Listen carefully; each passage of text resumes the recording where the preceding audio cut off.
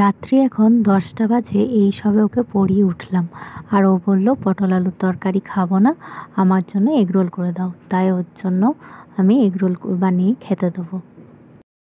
তোমরা কি জানো নাইটির রং ওঠে না কী করে? আগের দিন রাত্রে যদি নুন জলে ভিজিয়ে রাখা হয় তাহলে নাইটির রং ওঠে না। তাই ভিজিয়ে দিয়েছি নুন জলে, আর গরম জল করে কালকে গামছাগুলোও দিয়ে দেবো কামিনটাকে কাচতে। আর এখন খাওয়া দাওয়া হয়ে গেল, এবারে বোতলের জলগুলো ভরে ফ্রিজে একটু ভরে দিচ্ছি ঠান্ডা হওয়ার জন্য। সারাদিন অক্লান্ত পরিশ্রম, নিজের জন্য টাইম বের করাটাও সমস্যা হয়ে দাঁড়িয়েছে। যাই হোক, পটলের তরকারিটা গরম করা হয়ে গেছে, এবারে রেখে দিই, খাওয়া তো হলো না। আর এদিকে দুধটাও গরম করে মনাকে দিয়ে আমিও খেয়ে নেব। এদিকে রুটিটাও ফ্রিজে রেখে দিই। আর এদিকে সমস্ত বাসনপত্র নামিয়ে দিয়ে গ্যাস ট্যাসও পুছে নেব, তারপর শুতে যাব। মনে হয় রাতটা যেন না শেষ হয়। এদিকে দুধ জল নিয়ে নিয়েছি, ওইদিকে বিছনাপত্র গোছগাছ করে একটু পায়ে আরাম করে সর্ষের তেল মেখে তারপরে শুয়ে পড়ব।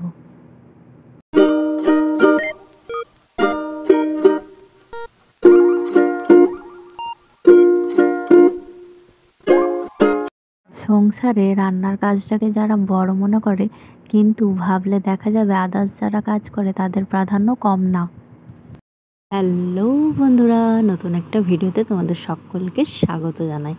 আশা করি তোমরা সবাই ভালো আছো, আর আমিও ভালো আছি। চলো তোমরা আমার সাথে থেকো। সুন্দর করে বিছানাপত্রটাও গুছিয়ে রেখে দিচ্ছি, তারপরে রান্নাঘরে ঢুকবো, সমস্ত কাজ একে একে সেরে ফেলবো। ভাতও চাপিয়ে দিলাম, আর এদিকে কুলেখাড়া পাতাটা করে নিচ্ছি, আর চা করে নিয়ে চলে এসেছি সিঙ্গারা রুটি দিয়ে চা দিয়ে খেয়ে নিচ্ছি। মনা স্কুল থেকে চলে এসছে, ওকে শরবত দিয়ে দিলাম, ওর বাবাকেও দিয়ে দিলাম, আমিও খেয়ে নিলাম, আর সিঙ্গারাও খেয়ে নিল। আর ওইদিকে মা রান্না করছে। আমি তাহলে বললাম মাকে যে তাহলে আমি পুজোটা করছি সেই জন্য স্নান সেরে নিয়েছি পুজো করব বলে। আর হঠাৎ এদিকে এখনই বৃষ্টি আরম্ভ হয়ে গেছে। যাই হোক বাবা, একটু রেহাই মানুষগুলোরও আর গাছগুলোরও। কিন্তু আমার না ইদানিং খুব গরম করছে, তারপরে উঠা বসা করতেও একটু হেঁপে যাচ্ছি। আর জামা কাপড়গুলো বৃষ্টি পড়ার দরুন ঘরের ধারে মেলে দিলাম ভালো করে। এরপর খেতে দিয়ে দেবো। আজকে হয়েছে খাড়া আলু দিয়ে তরকারি, আলু ভাতে, শাক ভাজা নারকেল দিয়ে, আর মোচাটা ছিল মোচার তরকারি, ছোলা নারকেল দিয়ে, আর অরহর ডাল, আর মনার জন্য একটা ডিম সিদ্ধ করে দেবো। আর আমি ওইদিকে খাবার নিয়ে বসে পড়েছি খেতে।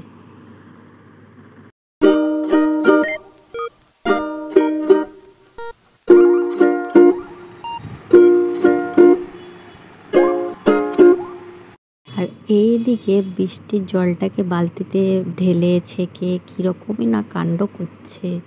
উফ, গরুটা বলে কিনা বৃষ্টির জলটাকে আমি খাবো চা করে, এমনি জল হিসাবে। যাই হোক, আমার গ্যাস ট্যাস সব মোছা হয়ে গেল। আর ফলের মধ্যে কলা আছে, কলাটা এবার নিয়ে চলে যাচ্ছি ঘরে খাবো বলে।